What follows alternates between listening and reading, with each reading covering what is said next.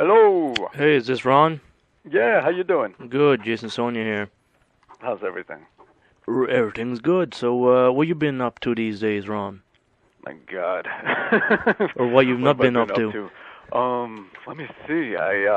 When we got off tour, as usually happens now, I immediately jump right into the studio, and I have a big pile of work that's been waiting to get done, like a guest solo on someone's CD that's been waiting a year and a half for me to have time to actually do it, and it's just like, you know, your request will be processed in the order it was received, kind of thing, Wow. and just racing against the clock, trying to get as much done as I can before heading back on the road again. And that's how it's become now with all the touring that we've been doing. So it's just on the road. As soon as I get home, locked in the studio. As soon as it's time to fly again, and just hop on a plane and just keep going back and forth. Now, when you're off, tours with Guns N' Roses, do you write songs? Like, let's say you're even on tour with Guns, are you still writing songs with your computer and stuff like that? I want to, and I've always wanted to, and I just can't get inspired when I'm touring. It seems that either I get enough distance from everything where I get to sort of recharge my batteries and get re-inspired and start writing, or I'm just the opposite is, when I'm on tour, I'm just constantly bombarded by things and by music-related things where I usually just cannot write on the road. I think I've maybe written one song in 4 years on the road, and everything else happens when I'm on a break from it, and I finally have a chance to just sort of get my head clear and redirect it and build some momentum towards writing. And I wish I could write on the road, especially since I'm going to be on it quite a bit. Because in August Yeah. you start again. We're starting again in August. Yep, it should be a good 2 months of mayhem.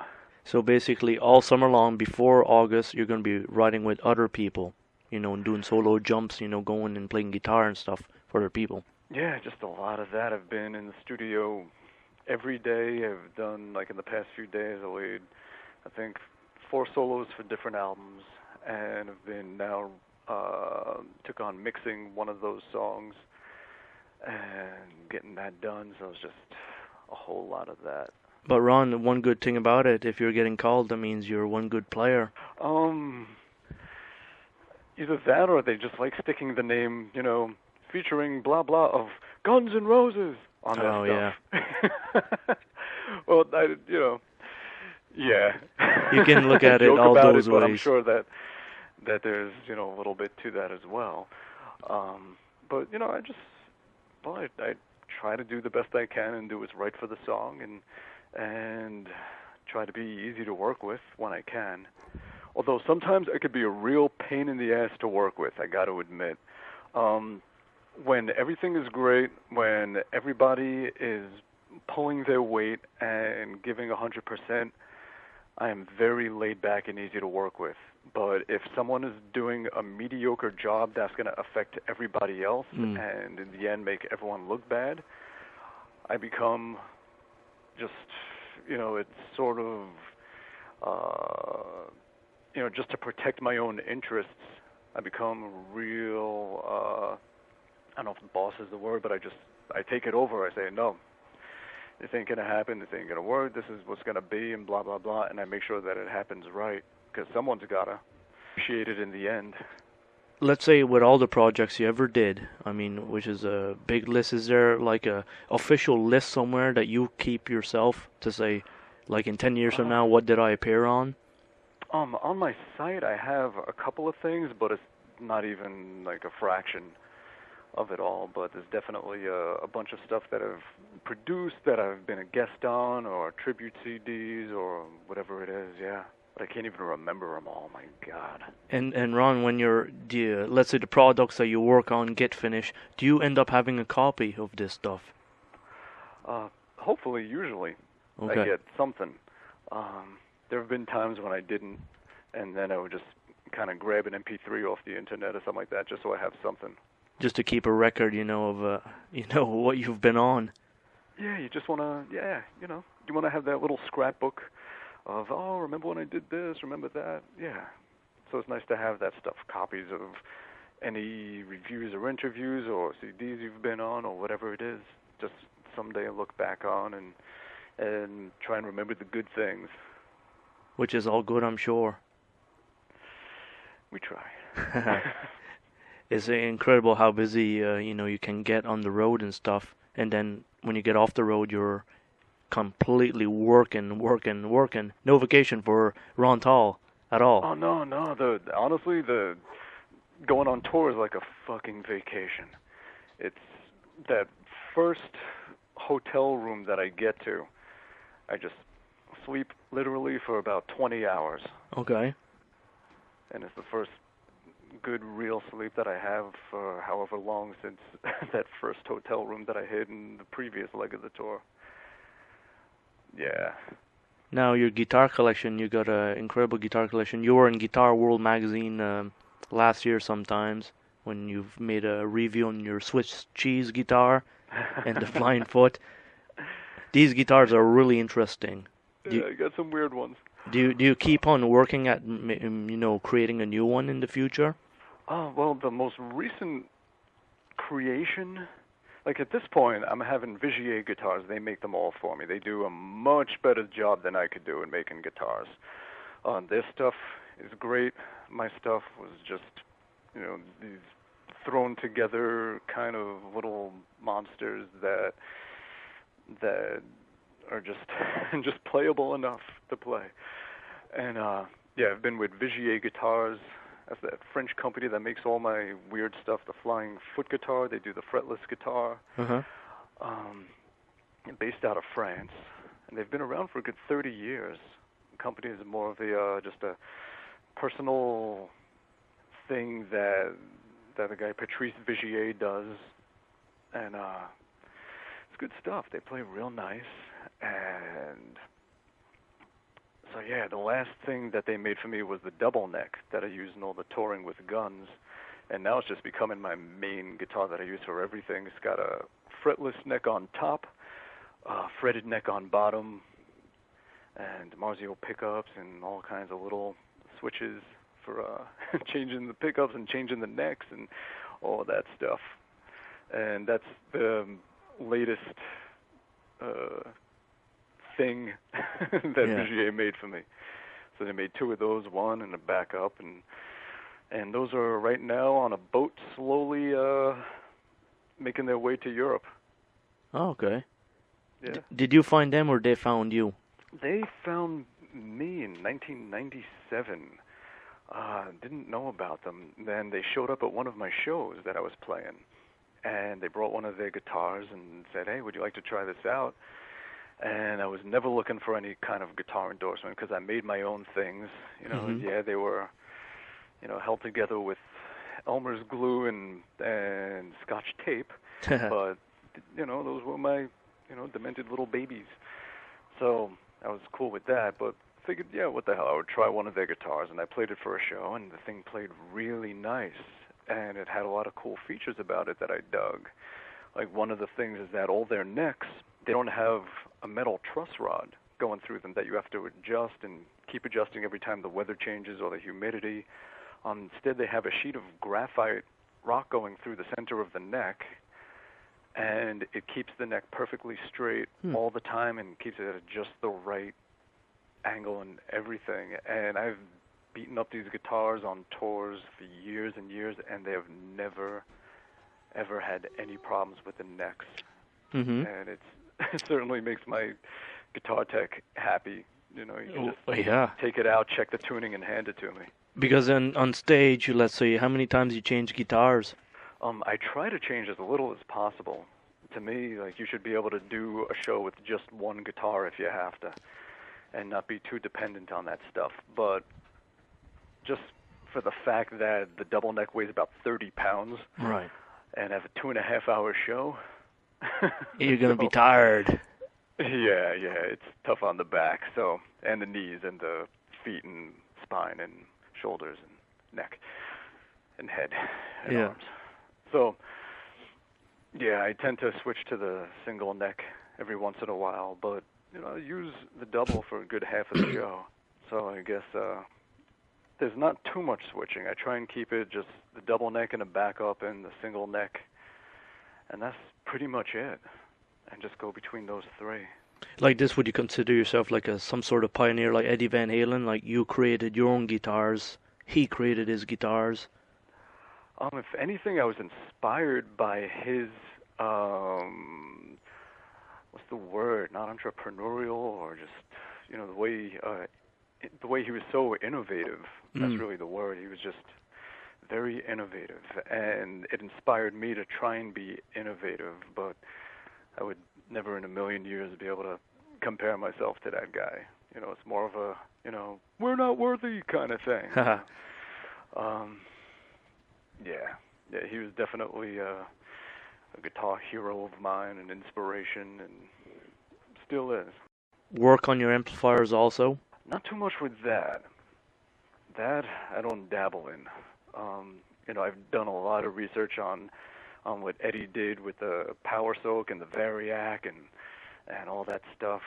And at one point I did take an old Marshall head and had an attenuator put in where I could just completely crank the amp on 10 and then adjust the output volume from the attenuator knob. So I just really just cooked the hell out of the tubes, and it got a nice sound. It definitely got that warm sound.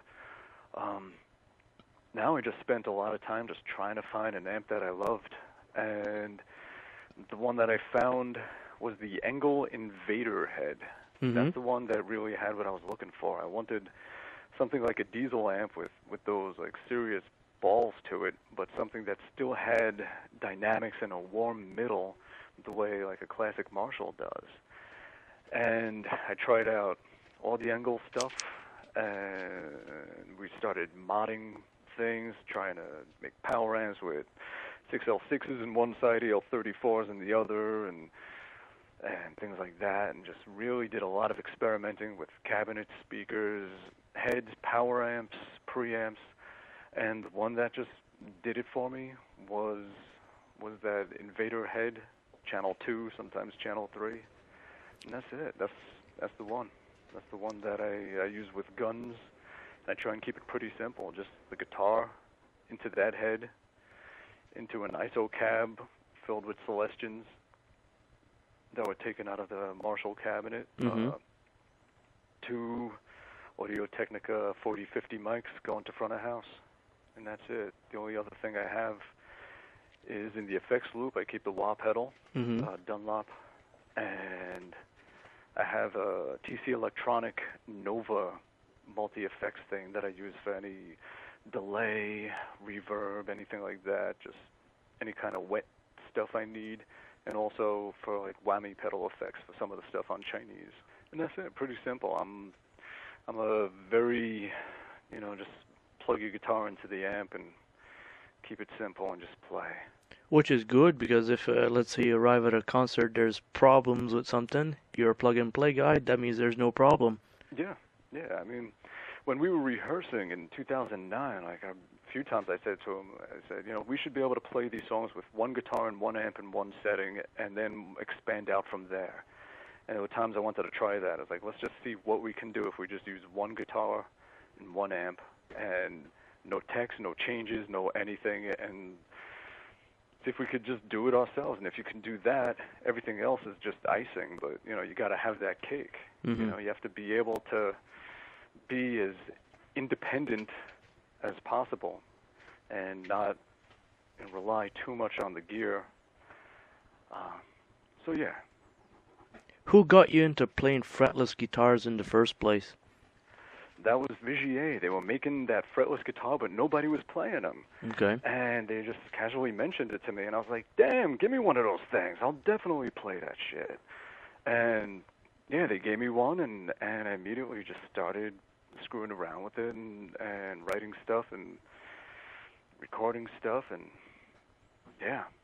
So I got that in, I think it was 98 or 99, they gave me one. And been using it since.